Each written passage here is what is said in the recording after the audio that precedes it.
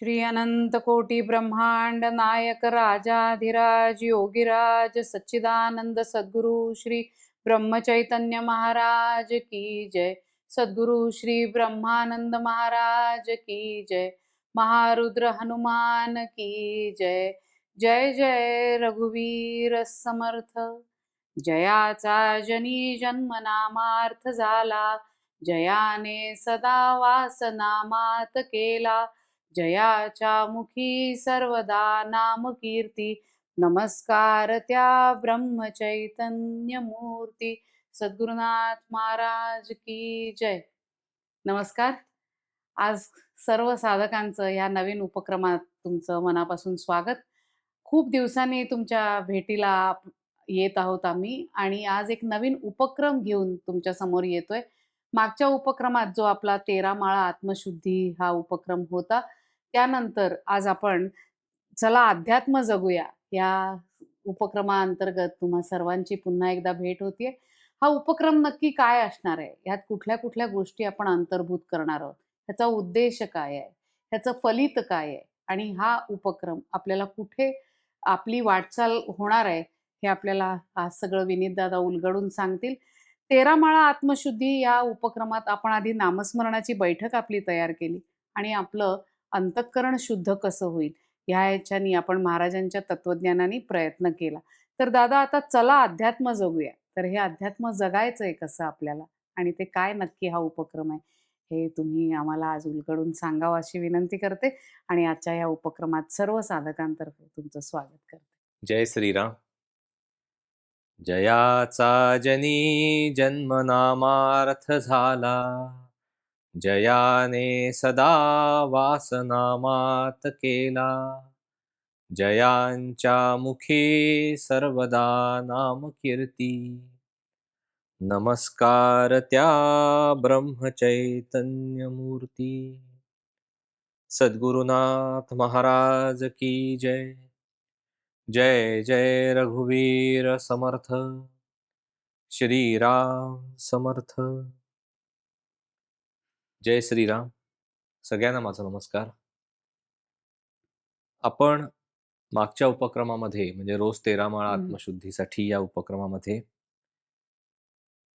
रोज काही ठराविक वेळ नामस्मरण म्हणजे 13 माळा हा आपला हिशोब कसा होता की एक माळ समजा करायला तुम्हाला 3 ते 4 मिनिटं लागतात, तर कमीत कमी 50 ते 52 मिनिटं आपल्याला जप करायचे, अशी तेव्हा संकल्पना होती। बरोबर। आणि मग रोज जेव्हा आपण कमीत कमी 45 मिनिटं ते 50 मिनिटं जप करतोय, म्हणजे हा नामस्मरणाचा भाग झाला। बरोबर।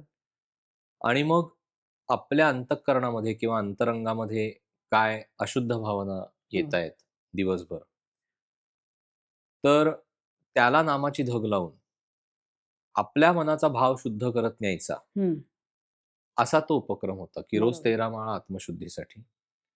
इथे आत्माशुद्धी नाहीये, आत्म म्हणजे स्वतःच्या अंतःकरणाची शुद्धी करणं। कारण आपल्या अंतःकरणामध्ये महाराज म्हणतात तसं कुठेतरी मलिनता असते किंवा रोज काही प्रसंग घडल्यामुळे आपल्या अंतःकरणामध्ये मलिनता उत्पन्न होते। म्हणजे कधी मला राग येतोय, कधी मला कोणाविषयी द्वेष वाटतोय, कधी ईर्ष्या वाटतेय, मत्सर वाटतोय, वासना आहेत, विकार आहेत, अनेक गोष्टी आहेत, त्या सूक्ष्मामध्ये असतात। बरोबर। त्या बाहेर लोकांना दिसणार नाहीत किंवा तुम्ही जाऊन दाखवणार नाही। तुम्ही जाऊन असं सांगणार नाही ना की मला असा असा अमुक अमुक विकार आहे किंवा ही वासना माझ्या मनामध्ये आहे, हे सांगणार नाही, पण ते असतं। आता महाराज म्हणतात तसं शुद्ध अंतःकरणामध्ये परमेश्वर प्रकट होतो। बरोबर। आपल्याला जर परमेश्वर गाठायचा असेल, आपल्याला जर परमेश्वर स्वरूप असलेले सद्गुरू आपल्या आयुष्यामध्ये यावे असं वाटत असेल, जर भगवान गोपाळ कृष्ण आपल्या आयुष्यामध्ये यावे असं जर आपल्याला वाटत असेल, तर आपलं अंतःकरण शुद्ध पाहिजे।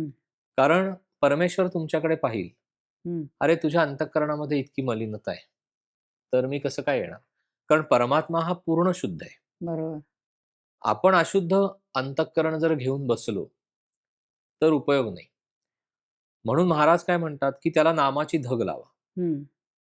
म्हणजे महाराजांनी ते सर्पाचं उदाहरण दिलं हो. आपल्याला माहिती आहे, माहिती. की बिळामध्ये सर्प शिरलेला आहे.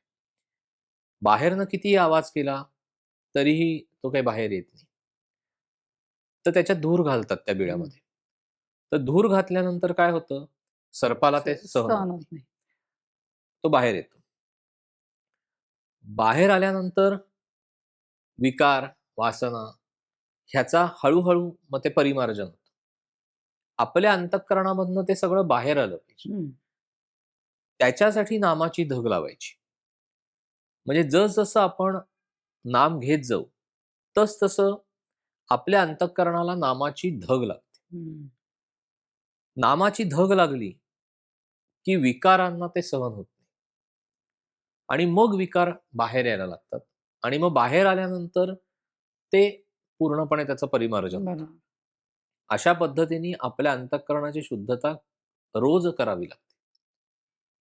म्हणजे आपल्याला जर भगवंताचं भक्त बनायचं असेल, हं. तर भक्ताची लक्षणं काय आहेत?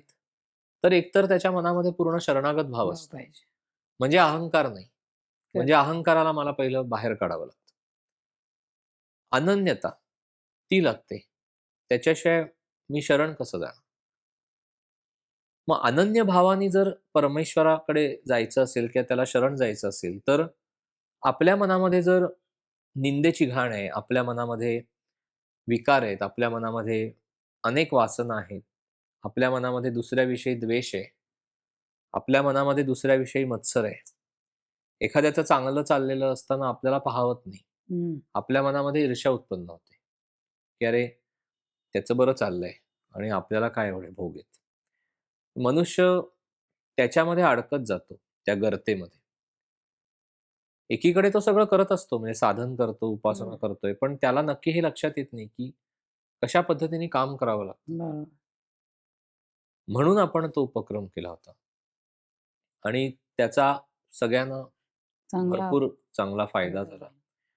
म्हणजे लोकांना हळू बैठक बसली आणि दिवसभर आपल्याला अवलोकन करायचंय आपलं स्वतःचंच.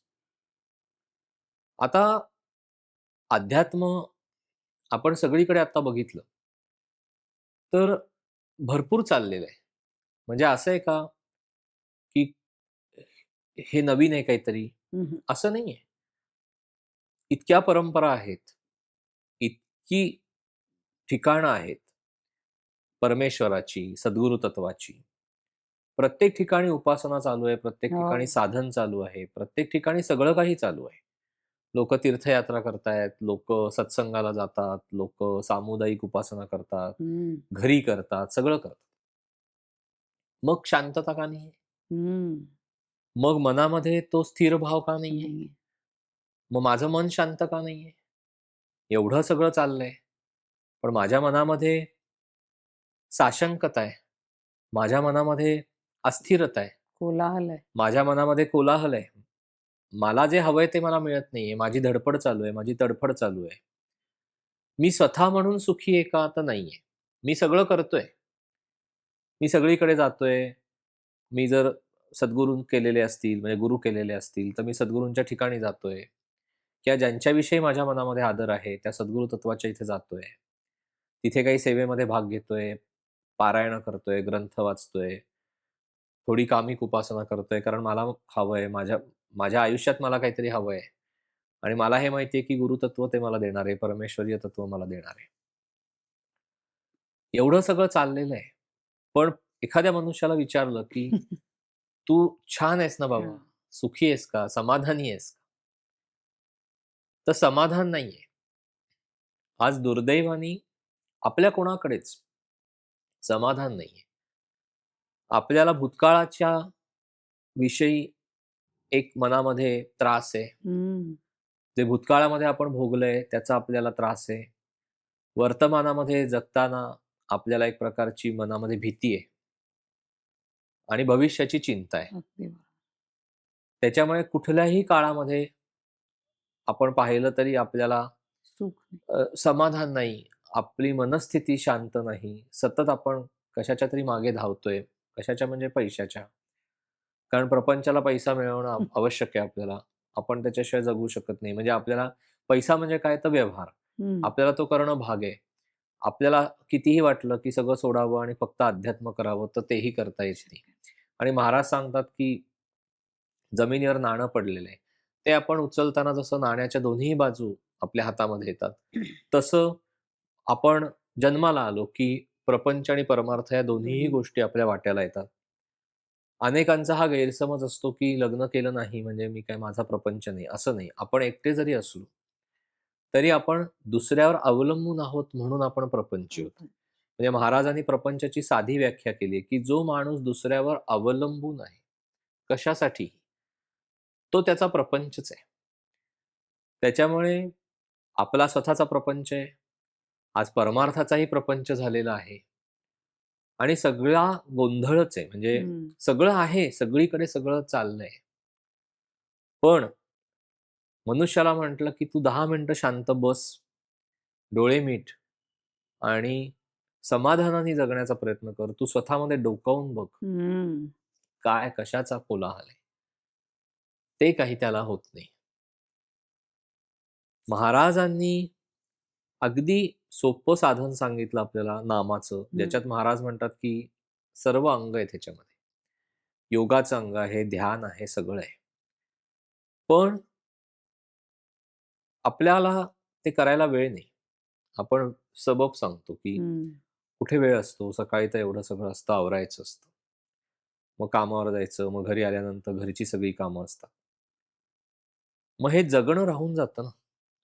म्हणजे अध्यात्म वाचलं पुष्कळ. पुष्कळ ग्रंथ वाचले, भाषांतरं वाचली. अध्यात्म ऐकलं पण पुष्कळ. ह्यांनी सांगितलेलं ऐकलं, गीता ते ऐकलं, ज्ञानेश्वरीचं ऐकलं. खूप मोठे-मोठे अधिकारी लोकं आज सांगणारे आहेत, आपल्या भाग्याने. रामचरितमानस आहे, सगळं आपण ऐकतोय. हम्म. पण अर्ध्या तासाने आपल्याला विचारलं, "बाबा काय ऐकलं?" काहीही सांगता येत नाही. हा आपला हम्म. सगळ्यांचाच अनुभव आहे. वाचणं तसं बंद झालंय आपलं. हो. म्हणजे एखादी गोष्ट चिंतन करण्यासाठी वाचणं, हे जवळपास आपलं बंद झालं. बंद. वाचलं तर आपण ग्रंथ वाचतोय, पारायणं करतोय. पण त्यातल्या एखाद्या गोष्टीवर चिंतन करतोय का? हम्म. हां, आपण करत असू आपण तर चांगलंच आहे. पण बऱ्याच वेळेला ते चिंतन सुद्धा घडत नाही. घडत नाही. म्हणजे तुम्ही 10 मिनिटं शांत बसलात घरात, तर घरचीच लोकं तुम्हाला म्हणतील, "काय झालंय? कशाला शांत बसला एवढा हा. 10-15 मिनिटं, अर्धा तास झाला, तू काही बोलतच नाहीयेस." कळलं ना? घरच्या लोकांना सुद्धा ते पसंत पडत पण नाही. नाही. तुम्ही शांत बसलेलं. म्हणजे तुम्ही सतत धावलं पाहिजे. या धावत्या जगामध्ये तुम्ही फक्त धावत राहिलं धावत पाहिजे. राहा. त्यामुळे काय होतं, आपल्याकडनं सगळं केलं पण जातं. जसं जमेल तसं नामस्मरण करतो. आपल्या महाराजांच्या ठिकाणी किंवा सद्गुरू तत्वाच्या ठिकाणी जातो. तीर्थयात्रेला जातो. तिथल्या गर्दीतनं वाट काढत-काढत देवापाशी जातो. किती वेळ आपण त्या देवाला पाहू शकतो हा एक प्रश्नच आहे. पण तेही एक समाधान घेतो आपण, की हां, ठीक आहे आपण तिथे गेलो, छान दर्शन झालं. हे सगळं केलं आपण. म्हणजे महाराज म्हणतात तसं, की हे पाटाच्या पाण्यासारखं आहे. भगवत कृपेचा पाऊस पडायचा असेल, तर आपल्याला रोज साधन करायला पाहिजे. रोज साधन करायचं त्याच्यासाठी महाराजांनी नामसाधना सांगितलं. पण महाराज म्हणतात, की 2 कर्तव्य आहेत. एक मीपणाचं कर्तव्य आणि माझेपणाचं कर्तव्य. म्हणजे मी साधन करीन, पण मी देहाने कसाही वागीन असं चालणार नाही. हम्म. आणि म्हणून जो शुद्ध आचरणाचा भाग आहे, तो आपल्याला ह्या उपक्रमामध्ये आणायचा आहे. बर. की चला अध्यात्म जगूया. जगूया म्हणजे काय?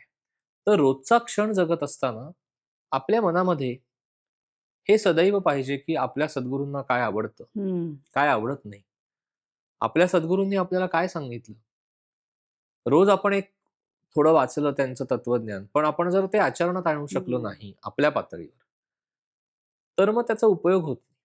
म्हणजे तुम्ही कराल ते सगळं, पण तो प्रोटोकॉल होईल. हो ना. पण आपल्याला स्वतःमध्ये जर डोकवून बघायचं असेल, मी कोण आहे? कशासाठी कशाला जन्माला आलो मी? का इथे आलो? माझं ध्येय काय आहे? कशासाठी मला हे आयुष्य जगायचंय? फक्त नोकरी करून पैसा कमवणं, घरातलं सगळं बघणं, ह्याच्यासाठी आपण आलोय का ह्या जगामध्ये? नक्की काय आपल्या आयुष्याचा उद्देश काय आहे? आणि हे सगळं करत असताना कुठेतरी आपण स्वतःशी प्रामाणिक पाहिजे. आपण ज्यांच्याबरोबर वावरतोय, आपल्या सद्गुरू तत्वाबरोबर, आपण प्रामाणिक राहिलं पाहिजे. सगळीकडे आचरण येतं पहा. हं. ठीक आहे, असं आहे का, की आज सुरू केलं म्हणजे अगदी सगळं 100% शुद्ध झालं, असं नाही होत. महाराज म्हणतात तसं घडणं हे नैसर्गिक नाहीये. हं. सुधारणा ही हळू-हळू, हळू व्हायला पाहिजे. म्हणजे आज मला 10 वेळेला राग येतोय आणि खूप तोंडातनं अपशब्द बाहेर पडतायत. पण महाराजांवर भरोसा ठेवून, सद्गुरू तत्त्वावर भरोसा ठेवून, नामसाधना करून, ध्यान करून, हं. थोडं स्वतःमध्ये डोकवून, काय दोष आहेत बाबा, शोधून काढायचं आणि मग त्याच्यावर काम करायला आपण सुरुवात करायची. ते अध्यात्म जगूया. बरं. हा पुन्हा प्रवास आपला स्वतःशी स्वतःचा आहे. मी अध्यात्म जगतोय म्हणून सांगायचं पण नाही, सांगायची गरज पण नसते. ते लोकांना कळलं पाहिजे, की तुम्ही काहीतरी जगण्याचा प्रयत्न करताय. तुमच्यासाठी आहे ते. हं. आपण आपल्या पातळीवर प्रामाणिक पाहिजे, की जे आपण साधन करतोय, हं. जे महाराजांनी तत्वज्ञान आपल्याला सांगितलं किंवा कुठल्याही सद्गुरूंनी जे आपल्याला तत्वज्ञान सांगितलं, ते आपण आपल्या परीने आचरणामध्ये कसं आणू शकतो. कारण महाराज म्हणतात तसं, की आपल्या अध्यात्माची किंवा परमार्थाची इमारत आपल्याला 3 गोष्टींवर उभी करायची. बरं. एक म्हणजे शुद्ध अंतःकरण, हं. शुद्ध आचरण आणि नामस्मरण. म्हणजे महाराजांनी शेताचं उदाहरण दिलेलं आहे, हो. की जसं शेतकऱ्याला त्याच्या जमिनीची चांगली मशागत अच्छा. करावी लागते, तसं आपलं अंतःकरण आपल्याला शुद्ध करत न्यावं लागतं. जे आपण मागच्या उपक्रमामध्ये पाहिलं, पाहिलं. की रोज 13 माळा आत्मशुद्धीसाठी. 13 माळा म्हणजे काय?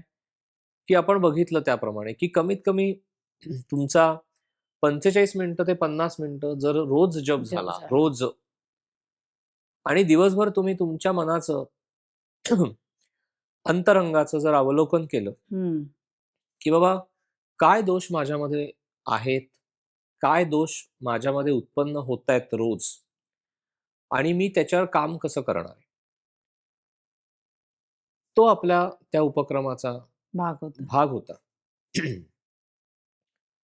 आता आपण अजून थोडं पुढे, की आपण नामसाधना करतोय. आपलं अंतःकरण शुद्ध होत चाललेलं आहे. तर त्याचं प्रकटीकरण हे आचरणामध्ये दिसणार आहे. हं. आपल्याला पण जाणवणार आहे. तर आपण आपलं आचरण सांभाळणं हं. सतत आणि ह्या 3 ह्याच्यावर आपली पारमार्थिक इमारत उभी करणं, हां. हा या उपक्रमाचा भाग आहे. मुख्य उद्देश.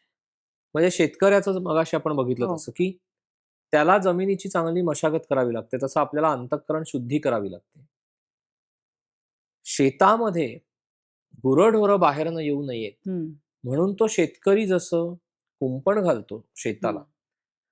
तसं आपल्या जगण्याला हं. आपल्याला सदाचरणाचं कुंपण घालावं लागतं. ओके.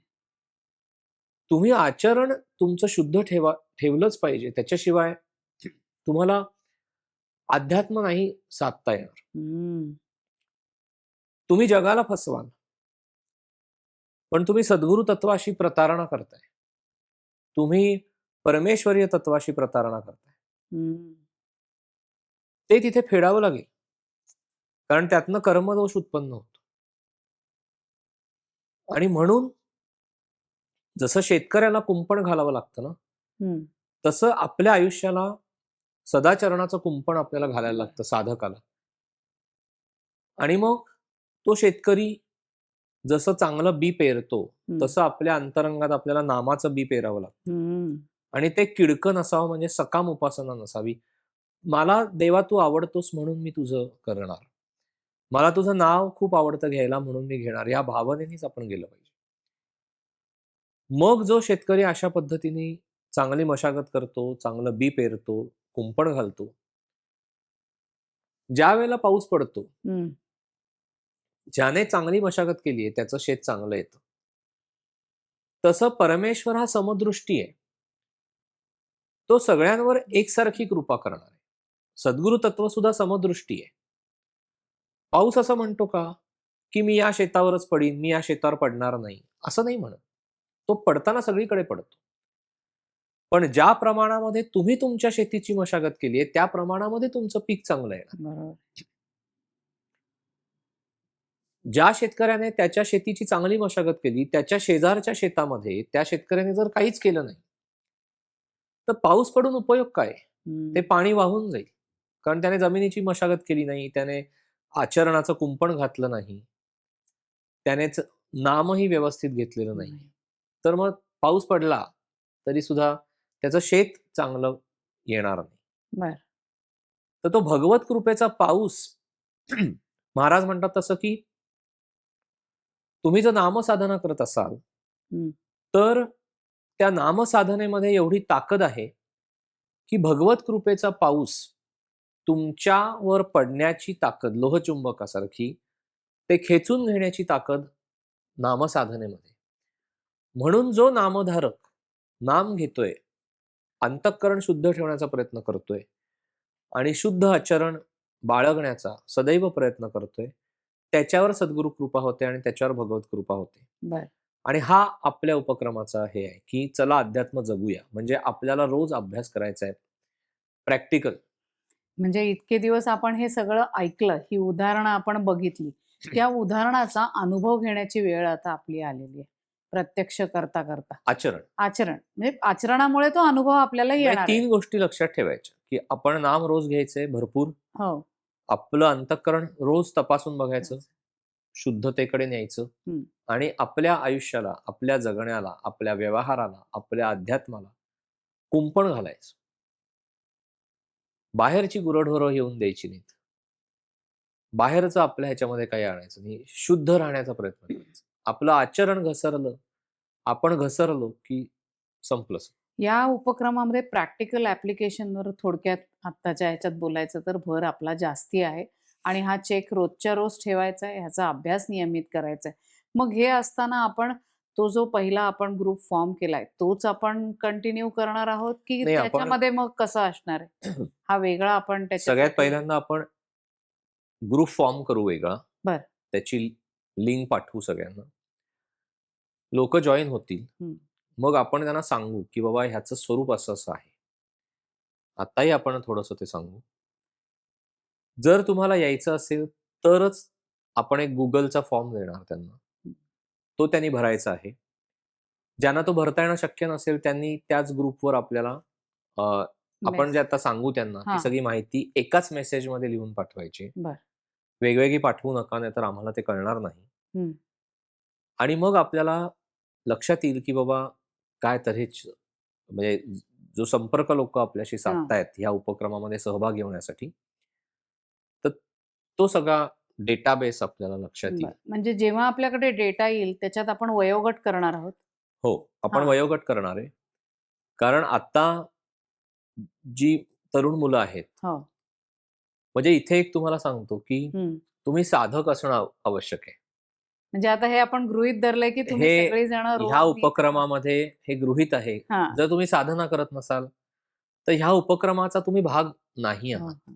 हा उपक्रम आत्ता सुरुवातीला साधकांसाठीच आहे. हं. त्याच्या साधनेची बैठक पक्की व्हावी. त्याला पुढे जाऊन महाराजांचं तत्वज्ञान किंवा इतर संतांची तत्वज्ञानं आपल्याला शिकायची आहेत सगळ्यांना. हं. ते सगळं लक्षात येण्यासाठी बेसिक रिक्वायरमेंट ही आहे, की हं. तुम्ही साधन मार्गावर जाण्यासाठी हं. निदान तुमची प्रवृत्ती तरी पाहिजे. बरोबर आहे. नाहीतर मग काय होतं, की व्यर्थ चिकित्सा करण्यात वेळ वाया जातो हं. आणि तो आपल्या उपक्रमाचा अजिबात हेतू नाहीये. नाही. त्याच्यामुळे आपल्याला व्यर्थ चिकित्सा आपल्या ह्या उपक्रमामध्ये करायची नाही. काही गोष्टी ह्या गृहीत धरून आपल्याला पुढे जायचं.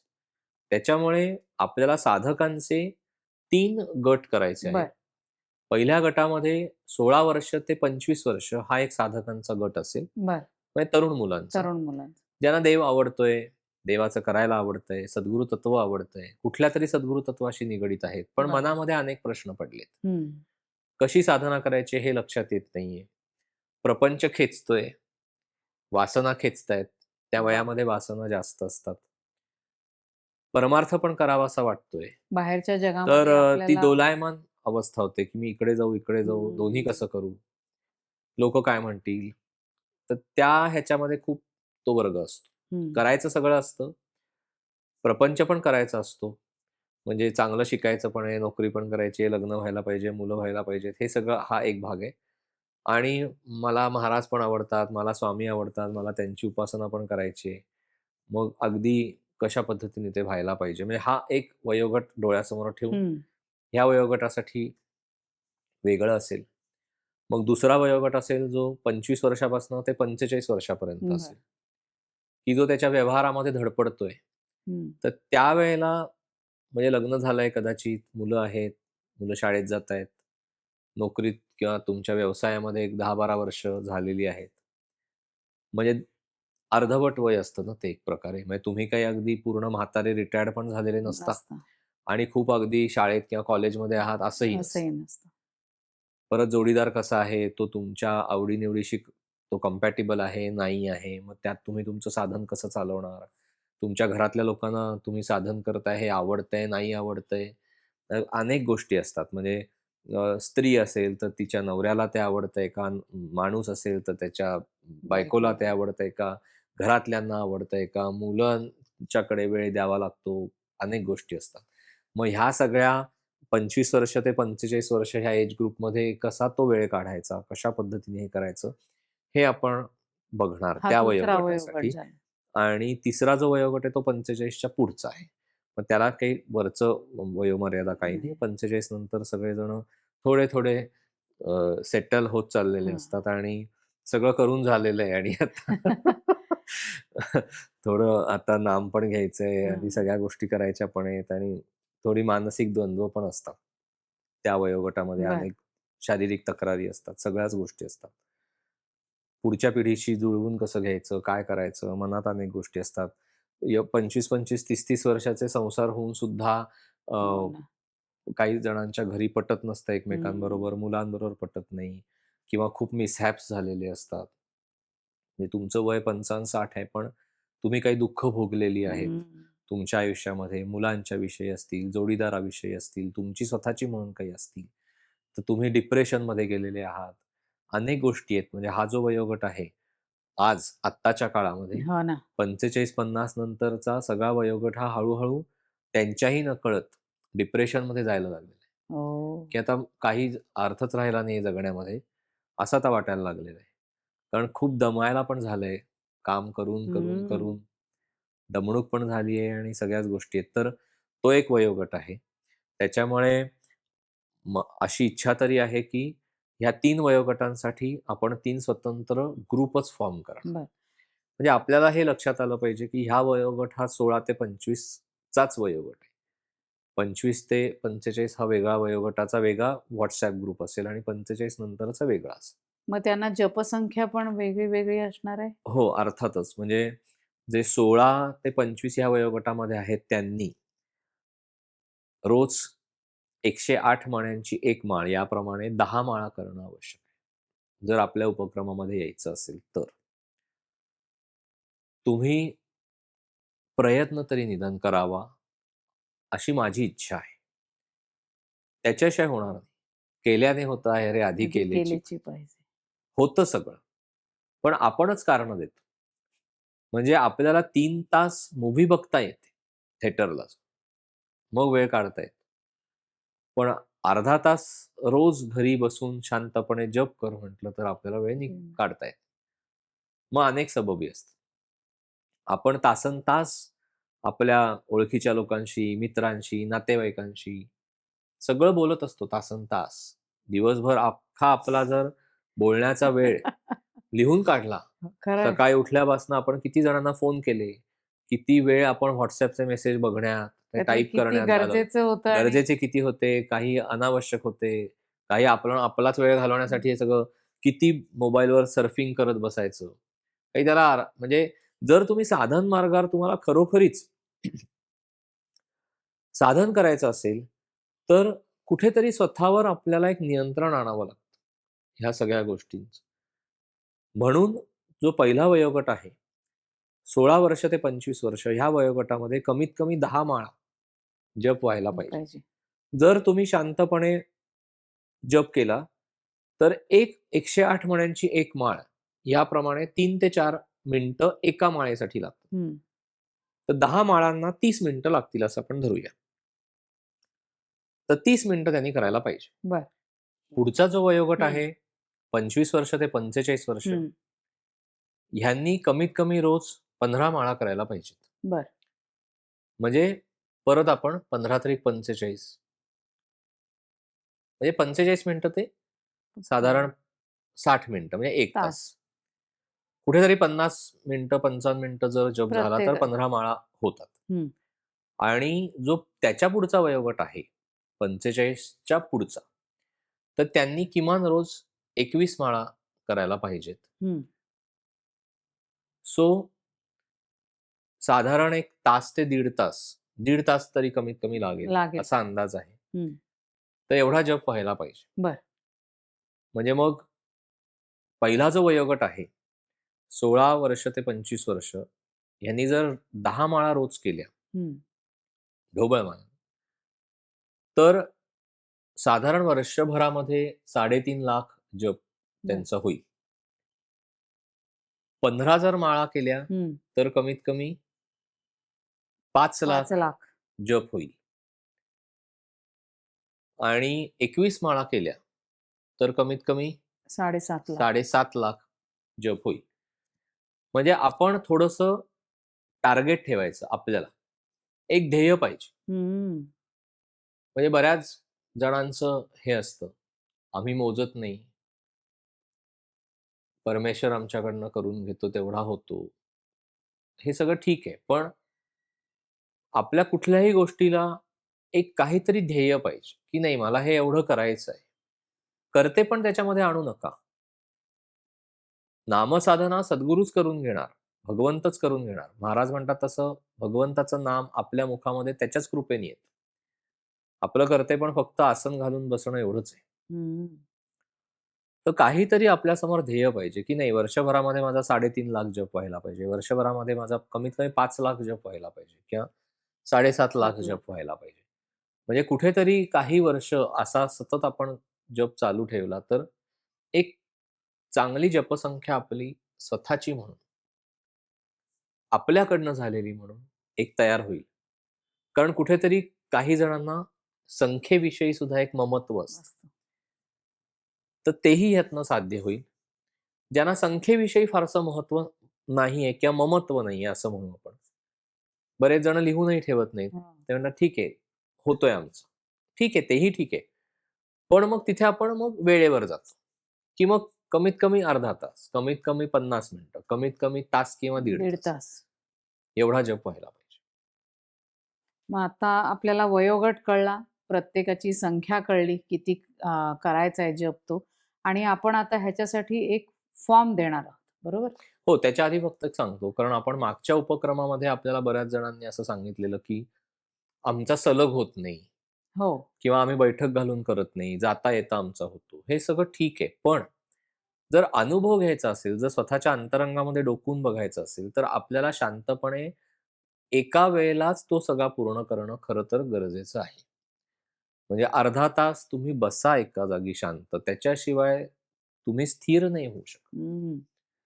जो कॉन्सन्ट्रेशनचा भाग आहे, तो जर आपल्याला साध्य करायचा असेल, जर आपल्याला खरंच भगवंताचं अनुसंधान गाठायचं असेल, टिकवायचं असेल, तो आपल्या आयुष्यामध्ये खऱ्या अर्थाने यावा असं वाटत असेल, तर कमीत कमी तेवढा वेळ आपण नामाला द्यायला पाहिजे. पाहिजे. मी पटपट काहीतरी 1 हात 2 माळा ओढीन, मग मला नंतर वेळ मिळाला, मग परत काहीतरी 1-2 माळा ओढीन. ह्याने तुम्हाला तो फील येणार, हं. की एक शांतपणे बसल्याचा जो एक फील असतो ना, की आपण पूर्णपणे डोळे मिटलेले असतात. आपलं ध्यान छान लागलेलं असतं, चाललेलं असतं. आपण मानस पूजेमध्ये स्वतःला रमवतो.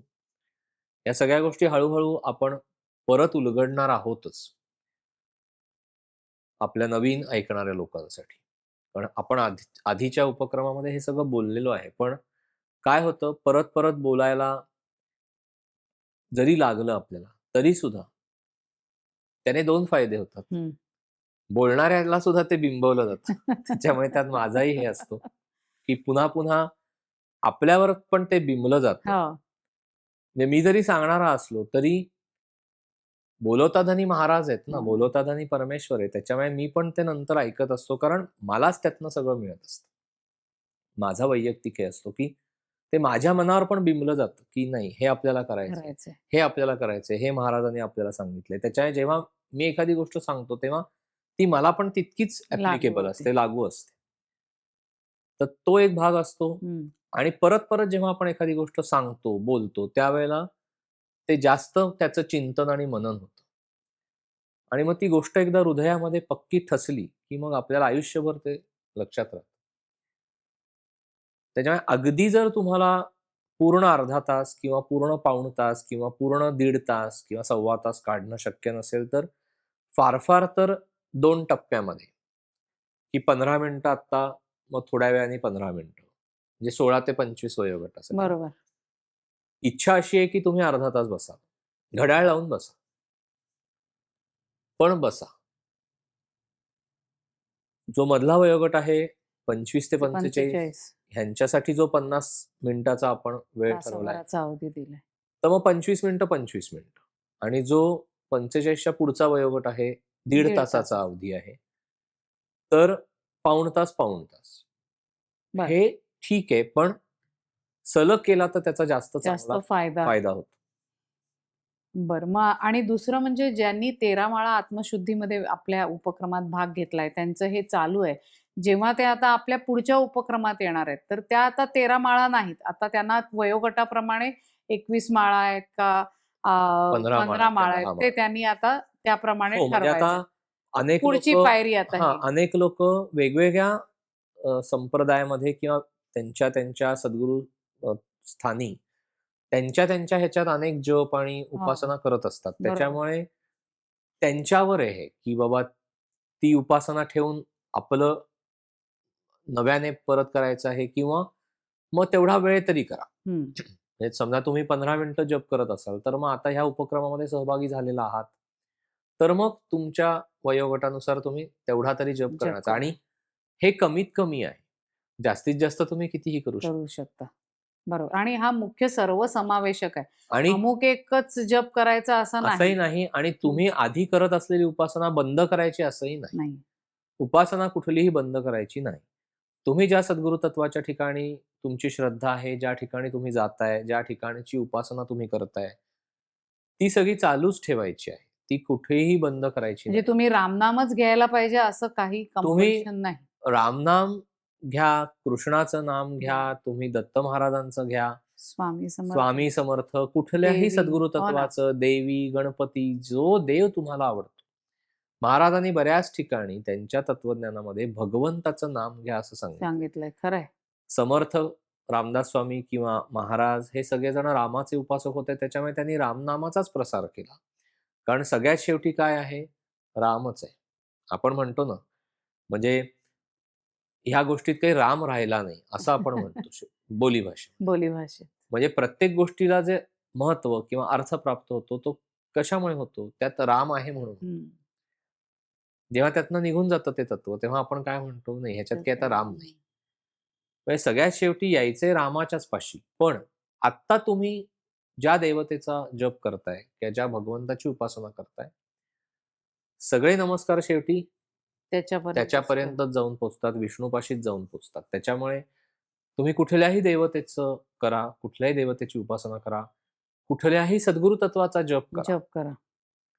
पण तो तेवढा वेळ करा शांतपणे बसून. हं. आता थोडं फॉर्मच्या रूपरेषेबद्दल आपण सांगूया त्यांना. ह्या फॉर्म आम्ही तुम्हाला ग्रुपवर एक लिंक देऊ. त्याच्यामध्ये तो तुम्हाला फॉर्म दिसेल. तो तुम्ही आमच्याकडे भरून पाठवणं आवश्यक आहे. मगाशी दादा तो म्हटले ह्याचा त्यांना Google फॉर्म आहे. Google फॉर्म आहे.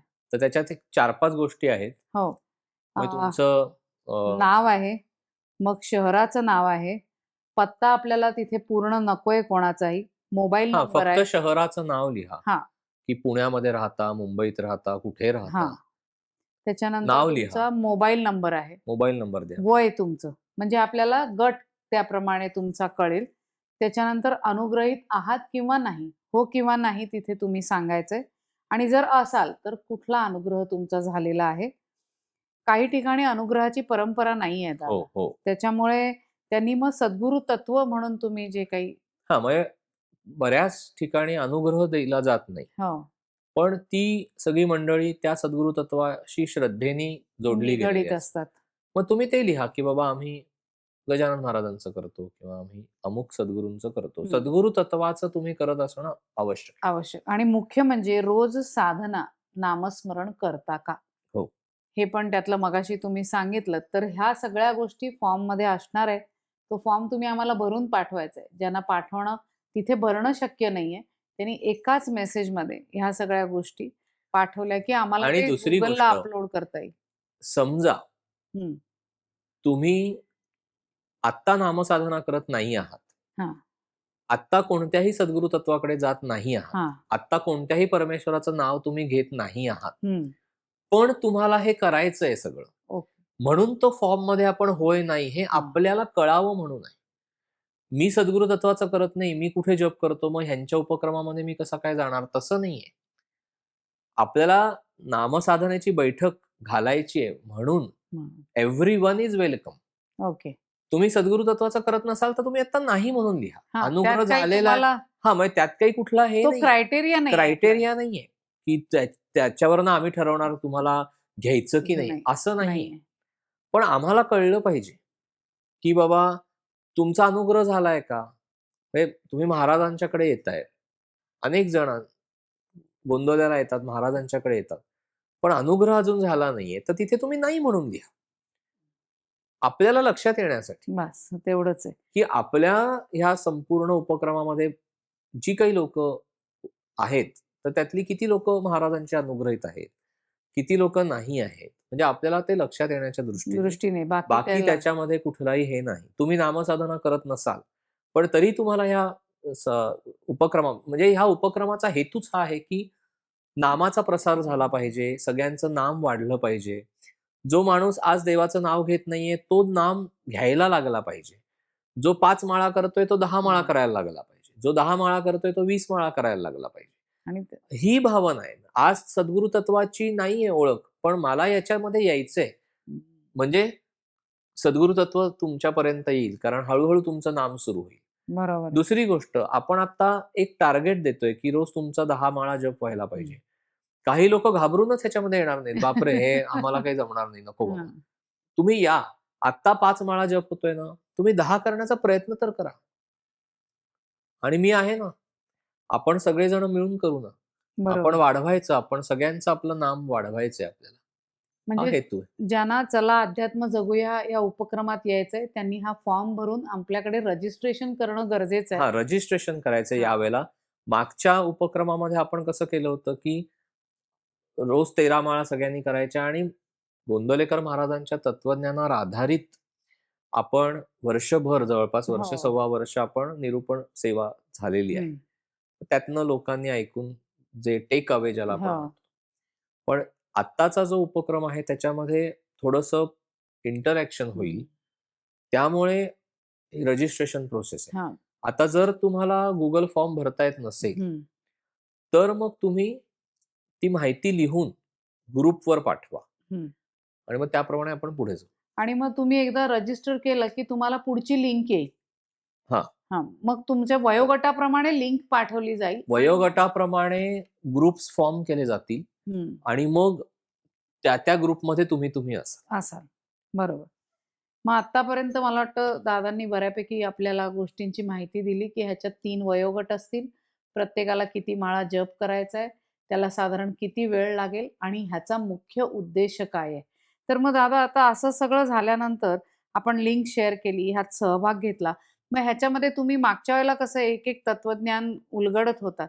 तर ह्यामध्ये आपण आता पुढे काही तुम्ही पॉडकास्ट करणार आहात, मीटिंग घेणार आहात का कसं भेटणार? आता तुम्ही गाव लिहायला सांगितलंय, शहर लिहायला सांगितलंय, म्हणजे वेगवेगळ्या ठिकाणचे लोक आहेत. मग त्यांना आपण अप्रोच कसं आपण व्हावं? संख्या बघणार साधारण हां. आणि असं माझ्या आत्ता तरी मनात आहे, बघू महाराजांच्या इच्छेने घडेल सगळं. तर त्या ठिकाणी जाऊन मला आपल्या उपक्रमामध्ये जे लोकं सहभागी झालेले आहेत, हं. त्यांच्याबरोबर तिथेच आपण भेटूया. म्हणजे समजा त्यांच्याच ठिकाणी आपण जाऊ. हां, 3 वयोगटातली लोकं आहेत आणि मुंबईसारख्या शहरामध्ये 50 एक लोकांनी रजिस्टर केलं. बरोबर. तर आपण उठून त्यांच्याशी मुंबईला जाऊन हां, म्हणजे असं आत्ता तरी मनात आहे. आहे. किती हं. आता रिस्पॉन्स रिस्पॉन्स येतो. मिळतोय किंवा कुठल्या मुंबई म्हटलं तरी अहो एवढी मोठी आहे. हो. त्याच्यामुळे कुठल्या भागातनं कसा रिस्पॉन्स कसे-कसे येतोय, लोकं येतायत. काय वयोगटातनं आपल्याला मिळतंय अ, हे. त्याप्रमाणे आपण शहरामध्ये पण जाऊ. असं मनामध्ये आहे, की एक 6 महिन्यातनं एकदा आपण एकमेकांना भेटू. हं. आपण चर्चा करू किंवा काय ॲक्चुअली प्रॉब्लेम्स येतायत किंवा काय होतंय. पण मी तुम्हाला सगळ्यांना परत सांगतो, की व्यावहारिक अडचणींसाठी हा उपक्रम नाही. तुमच्या व्यवहारामधल्या अडचणी, हं. तुमच्या प्रपंचामधल्या अडचणी, मग मुलाचं लग्न ठरत नाहीये, मुलीला मूल होत नाहीये, नोकरी लागत नाहीये, ह्याच्यासाठी आपण भेटणार नाहीये. हं. म्हणजे हे मी आत्ता सगळ्यांना सांगतो, की ह्याच्यासाठी महाराजांच्याकडे आपल्याला जायचं नाहीये. महाराज म्हणतात तसं उपासना करायची, जो प्रारब्ध भोग आपल्या वाट्याला आलेला असेल, तसंच घडणार. बरोबर. त्यामुळे आपल्या मनाची भूमिका आपल्याला तशी फक्त बनवायची आहे. उपक्रमच त्याच्यासाठी. नाहीतर मग काय होतं, लोकं हळू आपला मानवी स्वभाव असतो, की मग हे आपण आपला प्रपंच परत आणतो. हं. तर ते आपल्याला ह्या उपक्रमामध्ये अजिबात करू. अजिबात नाही होणार आहे. आणि दुसरी गोष्ट काही पॉडकास्ट आपण करू हं. आणि त्यामधनं आपण अध्यात्म जगण्यासाठी जे काही उपयोगी आहे आपल्याला, हं. त्याच्यावर आपण थोडीशी चर्चा करू, असं म्हणजे डोक्यामध्ये तरी आहे. ॲप्लिकेशन बेस तो पॉडकास्ट असेल थोडक्यात. किंवा आपण काही टास्क्स देऊया, बरं. असंही मनामध्ये आहे. तर महाराजांच्याकडनं अनेक प्रेरणा येत असतात. आता त्यांच्या इच्छेनी, भगवंताच्या इच्छेनी त्या कशा आणि पुढे जातील. लोकांचाही रिस्पॉन्स कसा आहे? किती लोकं कुठल्या-कुठल्या वयोगटातली कारण ह्याच्यात ह्यात सहभाग असा घेतायत? एक साधारण अंदाज आहे, की आपण उपक्रम सुरू केल्यानंतर एक वर्षभर तरी हा उपक्रम चालेल. जर महाराजांची इच्छा झाली, भगवंताची कृपा होईल आपल्यावर, तर आपण पुढच्या वर्षी नवीन लोकांना घेऊन उपक्रम करू किंवा हां. काही वेळेला वयोगट चेंज होईल. बरं. तर आपण परत रिफॉर्म करू त्याला. रिफॉर्म करू. पण बरं. माहिती नाही, हे कसं-कसं पुढे जाईल हे माहिती नाही. पण आज आपण सुरुवात करताना तरी हे अ, 3 वयोगट घेतलेत आपण. ह्याच्याप्रमाणे जायचं. आपला संकल्प जेव्हा सत्य संकल्प असतो, तेव्हा भगवंत तो उचलून धरतोच धरतो. त्याचा दाता नारायण हां, असतो. महाराज असतात, भगवंत असतो. हो. तुमच्या मनामध्ये मन तुम्ही स्वच्छ पाहिजे पक्की बस. आणि मन स्वच्छ खुणगाट ठेवा, पाहिजे. की हे करायचंय तुम्ही मला. सद्गुरू तत्वाला प्रामाणिक पाहिजे बस. मग सद्गुरू तत्व भगवंत तुमच्याबरोबर असणारच असणार, उभाच राहणार. आणि करून घेणार तो तुमच्याकडून. आता ह्या उपक्रमात थोडक्यात आपल्याला 3 गोष्टी महत्त्वाच्या आहेत. नामस्मरण, ज्याच्यामध्ये तुमची बैठक तयार होईल. नामस्मरणाच्या योगाने शुद्ध अंतःकरण. ह्या दोन्ही गोष्टी आपण 13 माळा उपक्रमामध्ये ऑलरेडी केल्या आहेत. आणि तिसरी महत्त्वाची गोष्ट म्हणजे शुद्ध आचरण. जोपर्यंत तो अध्यात्म, ती उपासना आपल्या कृतीत येत नाही, आपल्या आचरणात येत नाही, आपल्या वृत्तीत येत नाही, आपल्या विचारात येत नाही, तोपर्यंत आपण अध्यात्म जगू शकत नाही आणि आपल्याला अनुभव किंवा अनुभूती किंवा परमेश्वराशी घट्ट अनुसंधान आपलं साधलं जात नाही. पण दादा आपण अपवादात्मक पण परिस्थिती येते ना, काही वेळेला आपल्याला दोलायमान होऊ शकतं. तेव्हा मग आपण कसं ह्याच्यावर काम करायचं हेही आपल्याला ह्याच्यातनं शिकता येईल. हो. हो, आपल्याला तेही बघायला लागेल. हां. अपवादात्मक स्थितीचा भाग असतो. कारण आपण कितीही म्हटलं, की शुद्ध आचरण राखायचंय. पण हं. काही वेळेला दुर्दैवाने म्हणा किंवा काही वेळेला आपल्याही नकळत आपल्याकडनं काही चुकीचं वागलं जातं. हं. त्याच्यामुळे आचरणामध्ये आपण घसरू शकतो. बरोबर. म्हणजे किती ठरवलं आपण, की मग नाही मी रागाने अपशब्द हं. तोंडातनं बाहेर काढणार आहे. पण काही वेळेला असं होतं, की इतका तो प्रसंगच असा घडतो, की इतका राग येतो, तोंडून काहीतरी बाहेर बरोबर. पडतं. मग तो गिल्ट येतो आपल्याला. पण तो गिल्ट आला पाहिजे. तो गिल्ट आल्याशिवाय आपण सुधारणार नाही. हम्म. हळूहळू सुधारणा होईल. कारण आपल्या मनामध्ये एखादी समजा चुकीची भावना उत्पन्न झाली, हम्म. म्हणून आपल्याला पाप लागत नाही. बर. कलियुगामध्ये भगवंतांनी आपल्यावर केलेली कृपा आहे. म्हणजे बर. क्षणासाठी का होईना, पण कोणाविषयी आपल्याला मत्सर वाटला, हम्म. तर कदाचित भगवंत नाही सापडणार, कारण आपलं मन मत्सरी झालेलं आहे. तर आपण म्हणजे काय नाम घेऊन आपलं अंतःकरण शुद्ध राखण्याचा प्रयत्न केला, तर भगवंत आणि सद्गुरू आपल्या हृदयामध्ये प्रकट होतील. पण इथपर्यंत आपल्या हातनं काही चुकीचं घडलेलं नाहीये. हम्म. पण मला एखाद्याचा द्वेष वाटतोय, मला एखाद्याचा मत्सर वाटतोय, मला एखाद्याच्या विषयी ईर्ष्या वाटतीये, तर त्याचं वाईट कसं होईल हे बघण्यासाठी जर मी काही काम केलं, कृती केली. कृती केली, की त्याचा दोष मला लागणार. बरोबर. कारण अंतःकरणामधनंच आचरण बाहेर येतं. बरोबर. अंतःकरणामध्ये अशुद्धता असेल तर आचरण अशुद्धच होणार होणार. आहे. तेवढी सोय भगवंतांनी आणि सद्गुरूंनी आपल्या पाशी करून ठेवलेली आहे, की तुझ्या मनामध्ये जरी चुकीची भावना उत्पन्न झाली, तरी नाम घेऊन ते स्वच्छ करण्याचा प्रयत्न कर. म्हणजे तुझ्या मागे कर्माचा दोष लागणार नाही. बरोबर. कर्मदोष लागणार नाही, कर्मविपाक वाट्याला येणार नाही. कारण साधं आहे, की जर कर्माचा दोष लागला, तर तेच कर्म चुकीचं आपल्या हातनं घडलेलं प्रारब्ध भोग म्हणून आपल्या वाट्याला भविष्यामध्ये येतं. येणार. हम्म. मग दुःख परंपरा येते. मग महाराज म्हणतात तसं, की ज्या गोष्टीचं कारण आपल्याला माहिती नसतं त्याला प्रारब्ध असं म्हणतात. तर मग ते प्रारब्ध वाट्याला आल्यानंतर मग पुन्हा आपली मानसिकता दोलायमान होते, की अरे काय माझ्या वाट्याला हे आलंय, काय दुःख भोगायला लागतंय, काय मी मागच्या जन्मामध्ये पाप केलेली होती. हे आपण असं सगळं बोलतो. पण हे झालं आता मागच्या जन्मातलं किंवा मागचं.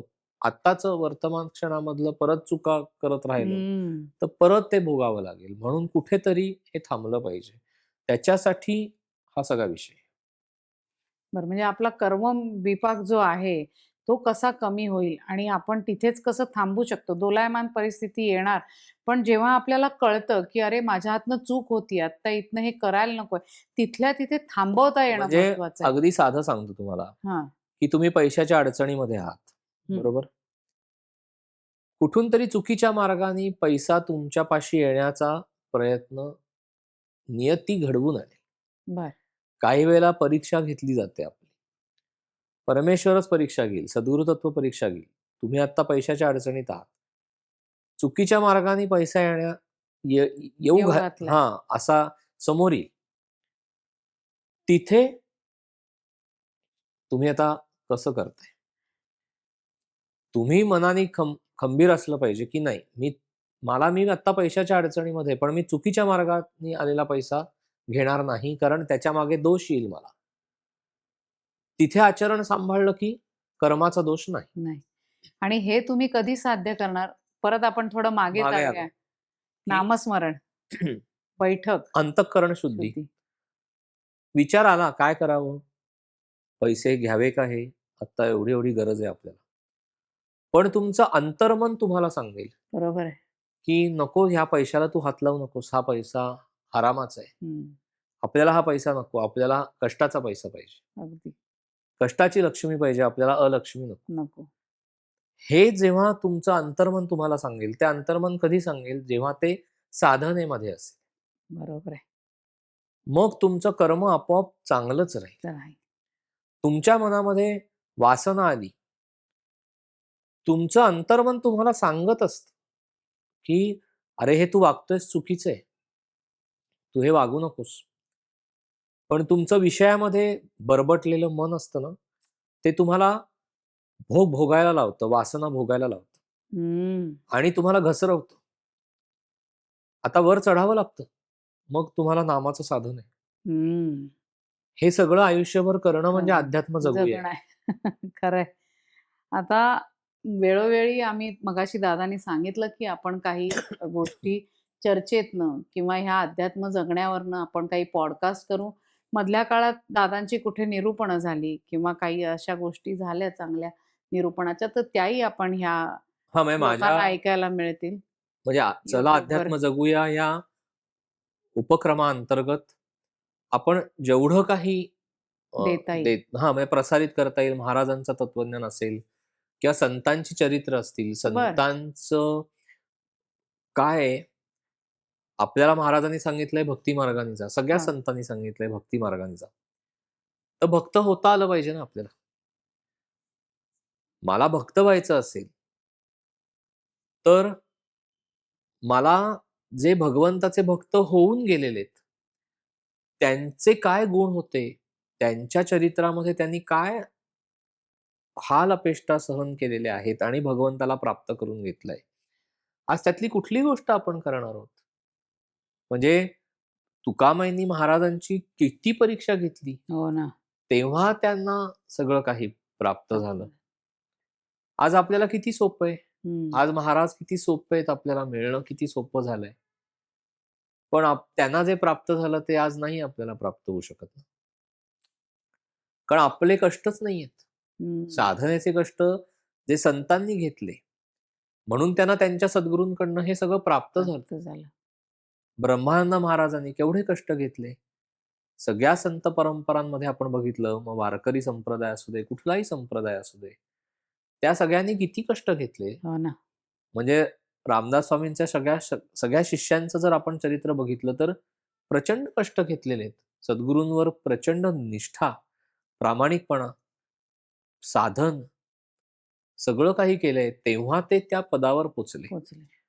मग तेही एक उलगडण्याचा प्रयत्न म्हणजे करायचा संतांचं आहे. चरित्र गोष्ट म्हणून ऐकायचं नाही, तर त्यातनं आपण घ्यायचंय कसं आणि ते ॲप्लिकेबल कसं करायचं म्हणजे आपल्यासाठी. आज आपल्या मनामध्ये ना फॅसिनेशन असतं हां. आणि आपल्याला ते करायचं नसतं. हं. आपल्याला फक्त त्यात रमायचं असतं. कसं केलं असेल ना? ग्रेट. बरोबर आहे, ते ग्रेटच आहे. पण आपण म्हणतो ना, की एखाद्याच्या ह्याच्यात जाऊन तुम्ही भूमिकेमध्ये शिरून बघा, की हं. ते किती अवघड आहे. मग आपल्याला आपल्या पातळीवर जरी ते थोडंसं काही करता आलं, त्याचा अवलंब तर करता ते पण एक ह्या उपक्रमाच्या अंतर्गत त्याचाही एक थोडंसं भाग असेल. मनामध्ये आहे, की हं. संतांची चरित्र थोडीशी म्हणजे सांगायची, अभ्यासायची. हं, हं. त्यांचे गुण काय आहेत ते अभ्यासण्याचा प्रयत्न करायचा. ते गुण आपल्याला आपल्यामध्ये आणता येतील का ते बघायचं. असं सगळा आणि हा सगळा म्हणजे अ, तसा विषय हा खूप मोठा खूप आहे मोठा झाला. आहे. पण हा लोकांच्या रिस्पॉन्सवर पण अवलंबून आहे लोकांच्या थोडासा. रिस्पॉन्सवर पण अवलंबून आहे आणि जी लोकं आपल्याबरोबर येतील, आपण पण असणारच. म्हणजे आपण सगळे मिळून हे करायचं आहे. आणि असं कुठेही नाहीये, की अमुक एक लोकं झाली तरच हा पुढे जाणार आहे उपक्रम. असं 5 जण अजिबात जरी नाही. आली, 5 माणसं जरी आली, हो. तरी आपण सगळे मिळून ते हां. करायचं. म्हणजे तुम्ही फॉर्म भरताना अजिबात मनात असं आणू नका, की किती म्हणजे लोकांची संख्या झाल्यावर हा ग्रुप बंद होणार आहे किंवा हा ग्रुप आपल्याला ओपन होणार आहे. तो 1000 लोकांचा ग्रुप, 2-3 ग्रुप असं करायचंच नाहीये आपल्याला. कारण नुसतं ग्रुप जॉइन केला, पण त्याच्यामध्ये जे येऊन पडतंय, ते तुम्ही ऐकताय का? त्याच्यावर तुम्ही मनन चिंतन करताय का? कारण बऱ्याच लोकं अनेक ग्रुप्समध्ये सहभागी असतात. झालेले असतात. मी हा ग्रुप जॉइन केलाय, हा ग्रुप जॉइन केलाय, मी त्याच्यामध्ये आहे, ह्याच्यामध्ये आहे. सगळी इन्फॉर्मेशन आहे, पण नॉलेज हा जो विषय आहे ना, तिथे आपल्याला काम करायचं आणि सगळ्यांनी मिळून करायचं. म्हणजे नामस्मरणाने आपल्याला समज, जाणीव निर्माण होणार आहे. नामस्मरणाच्या योगाने शुद्ध अंतःकरण त्यांच्यामध्ये आपलं चिंतन घडणार आहे आणि अतिशय महत्त्वाचं म्हणजे आपण आता कृतीवर आपल्या लक्ष ठेवणार आहोत, आणि अजून चेक एक गोष्ट करणार आहोत. मनामध्ये अशी आहे, की जे मोठे-मोठे लोकं आहेत आत्ता आपल्याबरोबर, अध्यात्म क्षेत्रातले. अध्यात्म क्षेत्रामध्ये खूप मोठी मंडळी आहेत, आत्ता हो. काम करतायत. तर ह्या उपक्रमामध्ये त्यांना पण घेऊन यायचंय. थोड्या काळासाठी का होईना किंवा एखाद्या पॉडकास्टसाठी म्हणा किंवा त्यांच्याकडनं आपण बरं. समजून घेऊया, की हां. ते कसं जगतायत अध्यात्म. अजून आपल्याला व्यापक आपला दृष्टी बघण्याचा दृष्टिकोन व्यापक होतो. निरनिराळ्या परंपरांमधले असतात.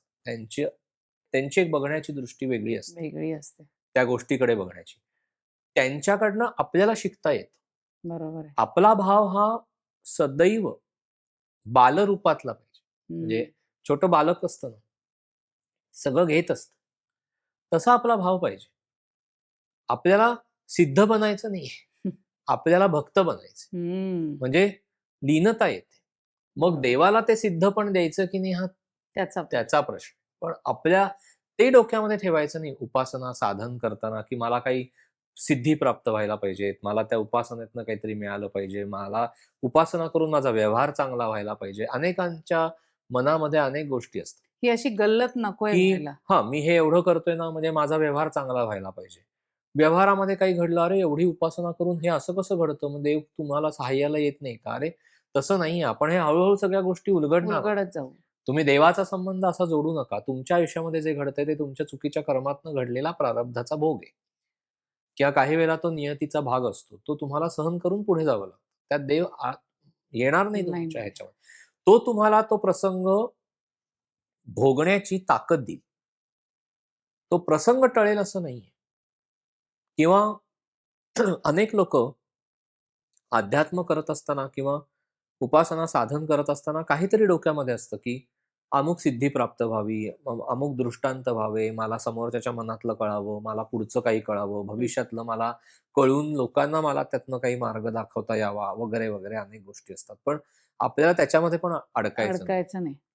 आपल्याला शुद्ध सात्विक उपासना ज्याने आपण एक चांगला भक्त बनू, आपल्याला भगवंतापाशी भगवंताच्या जवळ जाऊ. चरणाशी जायचंय बस. सानिध्य पाहिजे आपल्याला हं, भगवंताचं, हं. तेवढंच आपल्याला पाहिजे, बस त्याच्यामुळे बाकी काही नाही. येणारे सगळे प्रसंग आहेत त्याला खंबीरपणे, आनंदाने म्हणजे व्यवहारालाही आपल्याला तोंड तोंड देता देता यायला आलं पाहिजे, पाहिजे. आपल्याला आणि आपलं साधन सांभाळता आलं पाहिजे, कुठे मागे-पुढे होईल, मगाशी तुम्ही म्हणालात तसं अपवादात्मक स्थिती येईल. कुठेतरी आपण साधनेमध्ये खाली घसरू. कदाचित त्यावेळेला लोकं आपल्याला नावं ठेवतील, "अरे, एवढं तुम्ही हे असं कसं?" ठीक आहे. प्रयत्न सगळेच जण करतायत. हो. आपण सगळेजण प्रयत्न करतोय आणि आपल्याला आपल्या आयुष्याच्या शेवटच्या क्षणापर्यंत प्रयत्न करतच राहायचे. तेव्हा कुठे जाऊन एका कुठल्यातरी जन्मामध्ये हे साध्य आपल्याला ते साध्य होईल. जे मला महाराजांना आपल्याकडनं अपेक्षित आहे. अपेक्षित आहे. मला वाटतं दादा बऱ्यापैकी आपण ह्याची सगळी कल्पना ह्या आत्ताच्या एपिसोडमध्ये दिली आहे लोकांना. थोडक्यात चला अध्यात्म जगूया. ह्याच्यामध्ये 3 वयोगट आहेत. 3 लोकांना वेगवेगळ्या प्रकारची जपसंख्या आहे. ह्याच्यामध्ये तुम्ही स्वतः प्रयत्न करायचा आहे. नामस्मरणाचा करायचा आहे. शुद्ध अंतःकरण कसं होईल ह्याच्यासाठी करायचा आहे आणि शुद्ध आचरणासाठी करायचं आहे. मग जी काही ग्रुप आपण फॉर्म करू, त्यांना तशा आपण सूचना देऊ आणि ग्रुप जॉइन करायसाठीची लिंक आपण खाली डिस्क्रिप्शन आपण YouTubeच्या डिस्क्रिप्शनमध्ये बॉक्समध्ये देणार आहोत देऊया. म्हणजे आणि ज्यांना ग्रुप फॉर्म म्हणजे ज्यांना यायचं आहे, म्हणजे 2 वेळेला ते ग्रुप फॉर्म होतील. बरं. एक ग्रुप फॉर्म होईल, की ह्या सगळ्या गोष्टी तुम्हाला कळाव्या म्हणून. हं. आणि मग हे कळल्यानंतर जर तुम्हाला या उपक्रमामध्ये सहभागी व्हायचं असेल, तर तो फॉर्म भरावा लागेल किंवा तुमची माहिती तुम्हाला पाठवावी लागेल. आणि मग त्याच्यानंतर वयोगट करून पुन्हा त्याप्रमाणे 3 ग्रुप आम्ही फॉर्म करू. करू. तिथे लिहू, की हा वयोगटासाठी हा ग्रुप आहे आणि मग तुम्ही तुमच्या वयोगटानुसार तो ग्रुप जॉइन जॉइन करायचा. करायचा आहे. म्हणजे तुम्ही जर 45च्या पुढचे असाल, तर तुम्ही तो ग्रुप जॉइन करायचा आहे. मग तुम्ही आधीचे 2 ग्रुप कृपा करून जॉइन करू नका. हं. कारण आपण रोज 13 माळा आत्मशुद्धीच्या वेळेला हो. बघितलेलं आहे, की आपले 3 ग्रुप झाले, तर काही लोकांनी तिन्ही तिन्ही ग्रुप ग्रुप जॉइन जॉइन केले. केले. मग त्यांना असं वाटतं, की अरे ह्या ग्रुपवर वेगळं काही येणार आहे का? त्या ग्रुपवर नाही. वेगळं काही येणार आहे का? नाही. आता आपलं मनोबोधाचं चाललंय, त्यात सुद्धा 3 ग्रुप आहेत, पण अनेक लोकं त्या तिन्ही तिन्ही ग्रुपमध्ये. ग्रुपमध्ये. म्हणजे कुठेतरी तो ग्रुप फॉर्म करा, सबस्क्राईब करा. ह्याचं असं नको. हं. तुम्ही जेव्हा फायनल आपले 3 ग्रुप होतील, त्यावेळेला तुम्ही कुठल्या वयोगटामध्ये आहात, त्याप्रमाणे तुम्ही ग्रुप जॉइन करा. जॉइन करा. बस बाकी काही नाही. मग आता ह्याप्रमाणे आपण चला अध्यात्म जगूया ह्या उपक्रमाला सुरुवात करायची आहे. पहिलं दिलेलं सगळ्या रजिस्ट्रेशनच्या फॉर्मॅलिटीज म्हणा, लिंक जॉइन करायच्या फॉर्मॅलिटीज म्हणा, हे सगळं होऊ दे. वेळोवेळी आम्ही तुम्हाला तसं सांगत जाऊ, की आता पुढे काय आणि करायचंय. आपण हे केल्याप्रमाणे हा जो आपला उपक्रम आहे, चला अध्यात्म जगूया, हा उपक्रम 14 डिसेंबर हो. म्हणजे महाराजांची महाराजांची म्हणजे श्री ब्रह्मचैतन्य महाराज गोंदवलेकर यांची पुण्यतिथी आहे त्या पुण्यतिथी. दिवशी. तर 14 डिसेंबरला रविवारपासून आपला हा उपक्रम सुरू होणार आहे. कदाचित रजिस्ट्रेशन फॉर्मॅलिटीज, ग्रुप हे सगळं पुढे अजून काही दिवस चालू राहील. चालेल. पण आपल्याला महाराजांच्या पुण्यतिथीच्या दिवसापासून हं. जप सुरू करायचंय. म्हणजे 13 माळा आता करत असाल, आणि तुम्ही जर 45च्या पुढच्या वयोगटातले असाल तर आता 21 माळांचं टार्गेट आहे. आहे. आणि ते आपल्याला महाराजांच्या पुण्यतिथीच्या दिवसापासून म्हणजे 14 डिसेंबरपासनं रविवारपासनं आपल्याला ते करायचं आहे. त्याच्यामुळे आपापल्या ठिकाणी सद्गुरु तत्वाच्या ठिकाणी प्रार्थना करा आणि माझ्याकडनं हे करून घ्या, असं सद्गुरूंना सांगून त्या दिवसापासून आपल्याला ह्या उपक्रमामध्ये सहभागी व्हायचंय. हा उपक्रम आत्ता साधारण 1 वर्षभर आपण चालवणार आहोत आणि मग पुढे कसा लोकांचा प्रतिसाद मिळतोय, त्याप्रमाणे आपण अ, परत नवीन येणाऱ्या लोकांसाठी पुन्हा हाच कारण शेवटी कसं आहे, हा आता कायमस्वरूपी हं, आपला प्लॅटफॉर्म राहील. चला अध्यात्म जगूया आणि नवीन-नवीन काही आता वेगवेगळे उपक्रम येणार नाहीत. हं.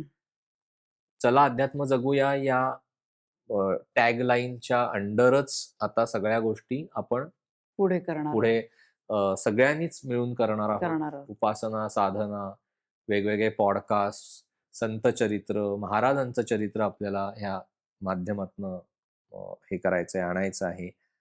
अनेक गोष्टी आहेत. आता बघू महाराज कसं-कसं घडवतायत. मोठ्या-मोठ्या अधिकारी मंडळींच्या बरोबर आपल्याला भेटायचं आहे. त्यांच्याकडनं त्यांचं ऐकून घ्यायचं आहे. घ्यायचंय. त्यांच्याकडनं आपल्याला काही गोष्टी शिकायच्या आहेत. तर सगळंच आहे. बघूया महाराज कसं घडवतात. घडेल. उत्तम घडेल कारण सद्गुरु तत्व आपल्याकडनं हे घडवून घेणार आहे. तुम्ही सगळ्यांनी ह्याच्यात जास्तीत जास्त सहभाग घ्या आणि महाराजांना किंवा सद्गुरु तत्वाला, भगवंताला जे अपेक्षित आहे त्या मार्गावर आपण चालायचा प्रयत्न करूया. उपासनेला दृढ चालवावे, भूदेव संतांची सदा लवावे, सत्कर्म योगे वय घालवावे, सर्वामुखी मंगल बोलवावे. असं म्हणून आता आपण इथे थांबूया. खूप छान विनीत दादा तुम्ही खूपच आम्हाला उलगडून हे सगळं सांगितलंय. तर आता आपण या उपक्रमाला सुरुवात करूया पुढल्यापासून सुरुवात आणि करूया आपण आणि त्या लवकरच भगवंताला आशीर्वाद त्याचे घेऊया, सगळ्यांपाशी येऊ. की आम्हाला तू ह्या उपक्रमात खरोखर दृढ चालव नक्की. आणि आम्हाला चालायचंय बाबा तुझ्याबरोबर. बस आपल्याला परमेश्वराचा आशीर्वाद आणि महाराजांचा, सर्व सद्गुरूंचा आशीर्वाद आपल्या या उपक्रमाला मिळो, हं. हीच त्यांच्या चरणी प्रार्थना. प्रार्थना. आणि तुम्ही सगळ्यांनी या उपक्रमामध्ये सहभागी व्हा. आपण सगळे मिळून हे सगळं करूया, पुढे काम करूया. जय जय श्रीराम. श्रीराम.